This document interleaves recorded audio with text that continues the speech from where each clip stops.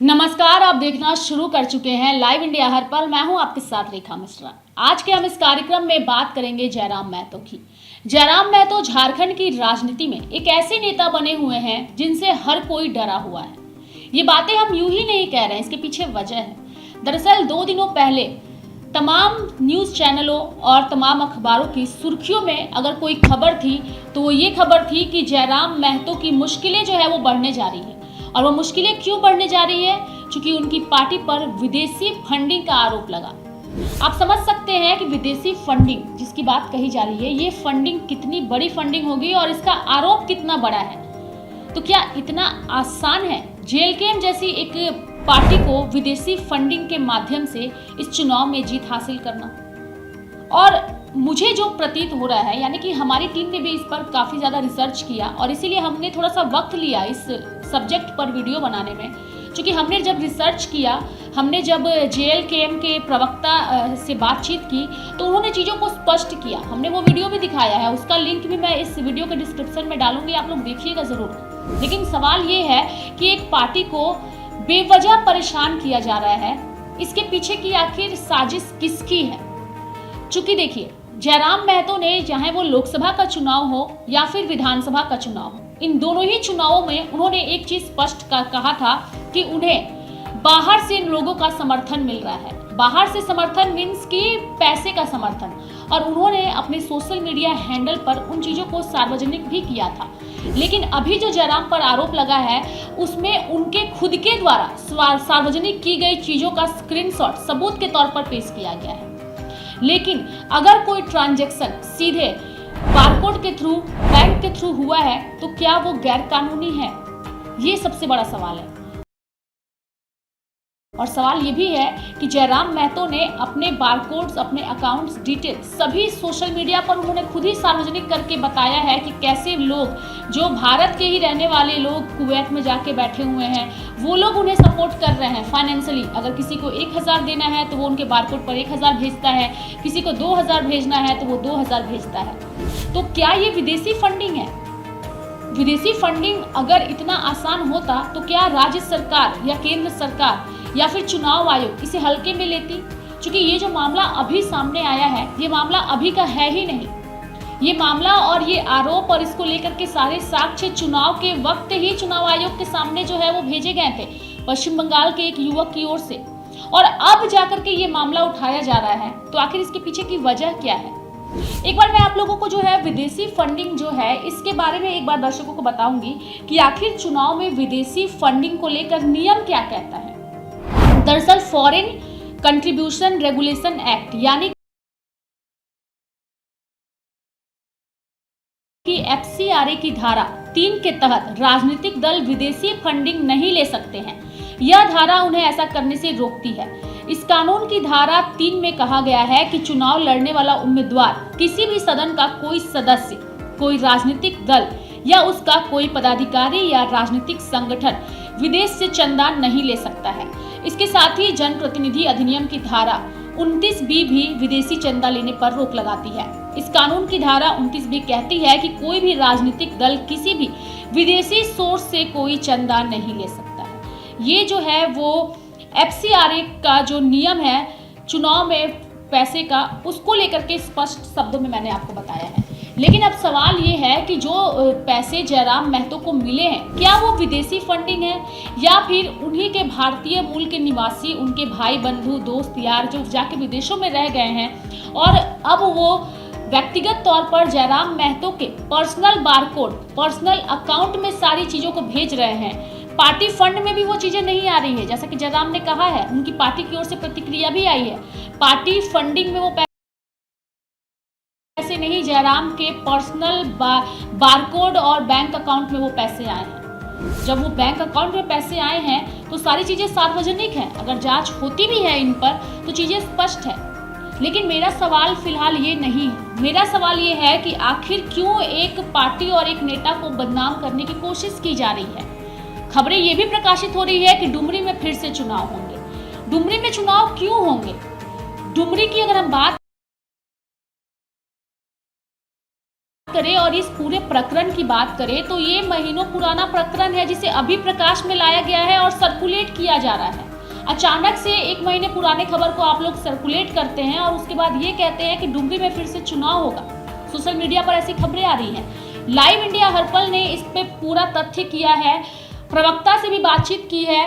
उस बातचीत के अंश को भी हम यहाँ पर अपने दर्शकों को सुनाएंगे कि देखिए कैसे उन्होंने विदेशी फंडिंग को लेकर के, यानी कि विजय सिंह ने हमारे साथ बातचीत में उस विदेशी फंड को लेकर के क्या कुछ अपनी प्रतिक्रिया दी है, वो पहले हम यहाँ पे दर्शकों को सुनाएंगे।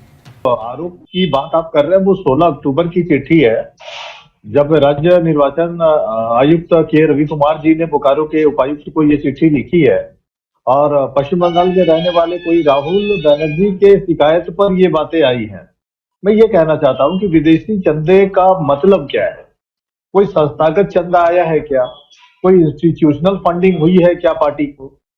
हम लोग तो खुद ही ये बात कह रहे हैं कि जो हमारे समर्थक है, जो हमारे रिश्तेदार हैं और जो हमारे भाई बंधु हैं जो विदेशों में काम करते हैं, जो भारतीय ओरिजिन के जो नागरिक हैं, एनआरआई नहीं है, विदेश के नागरिक नहीं है, जो भारतीय ओरिजिन के मजदूर है और वो जो दूसरे देशों में काम कर रहे हैं, वो विचारधारा से प्रभावित होकर के अपने भाई को चुनाव में मदद किया है, तो इसको विदेशी फंडिंग के श्रेणी में रखा जा सकता है क्या? तो सबसे पहले चुनाव के मामले में जो विदेशी फंडिंग का जो डेफिनेशन है उसको क्लियर होना चाहिए। मान लीजिए कि किसी बात को लेकर के आपका परिजन अगर विदेश से पैसा भेजता है, आपका भाई बंधु अगर 5,000 10,000 रुपया भेजता है, तो क्या उसको चुनावी चंदे के रूप में आप मानेंगे क्या?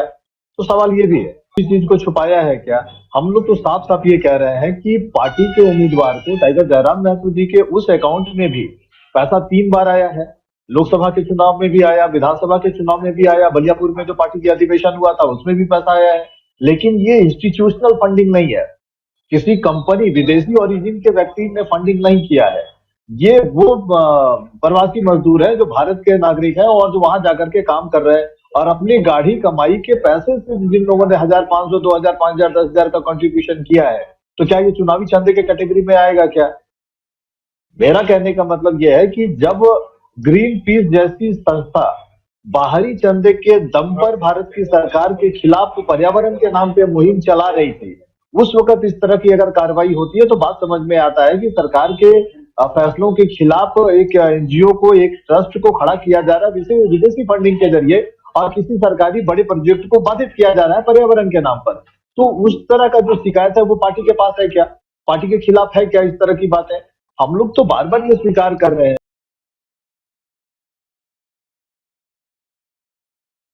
कि जो अधिकृत जो अकाउंट खोला गया था चुनाव के टाइम में टाइगर जयराम महतो जी के नाम से, वो चुनाव आयोग के संज्ञान में।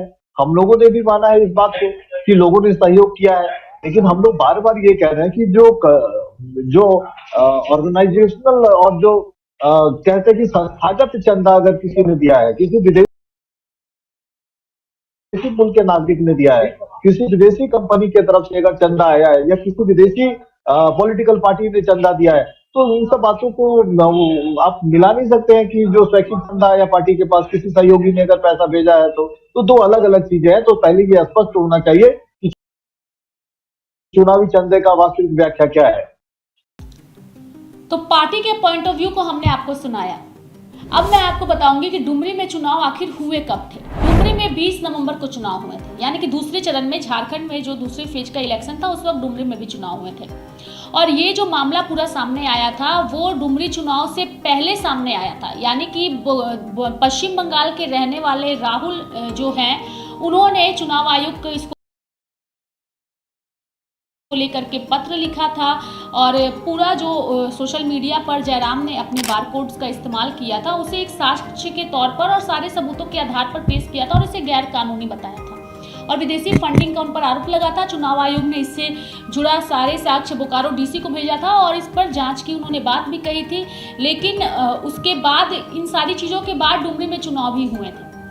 यानी कि ये मामला जो है उतना बड़ा मामला था ही नहीं चुनाव आयोग के लिए, तभी जो है डुमरी में दूसरे चरण के तहत चुनाव भी हुआ और उससे पहले ये पूरा मामला सामने आया था और अब अचानक से इस खबर को सर्कुलेट किया जा रहा है, जिसके बाद से चर्चा इस बात की है कि क्या सही मायने में जयराम महतो से तमाम लोग डरे हुए हैं। जिस तरीके से वो सदन के बाहर दहाड़ते हैं, अन्य मुद्दों पर खुल करके लोगों से बातचीत करते हैं, चाहे वो अधिकारी हो चाहे वो अफसर हो, सभी के लिए वो खुल करके बातें करते हैं।